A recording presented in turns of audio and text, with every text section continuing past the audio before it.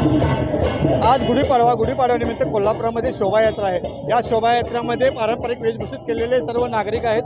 Motorcycle rally आहे, त्याचबरोबर प्रत्येकाने वेगवेगळ्या वेशभूषा करून यामध्ये सहभागी झाले आहेत। या मोटरसायकल रॅलीमध्ये महात्मा ज्योतिराव फुले आणि सावित्रीबाई आहेत। काय सांगाल, आपण ही वेशभूषा केली?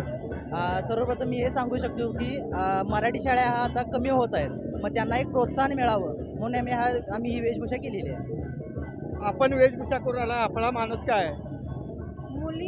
आज मुली शिकल्यात तर ते सावित्रीबाई फुलेंमुळे, त्यामुळे मराठी शाळा टिकून राहिल्या पाहिजेत म्हणून मी सावित्रीबाई फुलेंचं हे केलंय अवतार। यामध्ये वेशभूषा केलेले सर्व पारंपरिक वेशभूषेमध्ये आहेत, त्याचबरोबर आधुनिक ही वेशभूषा केलेली आहे।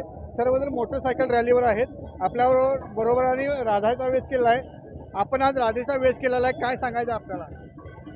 आज आपल्याकडे कोल्हापुरात शोभायात्रा चालू आहे आणि हे आपल्या पारंपरिक वेशभूषा करून आज मी कृष्णाचा आणि राधाचा असा अर्धाचा लुक आहे केलेला आज।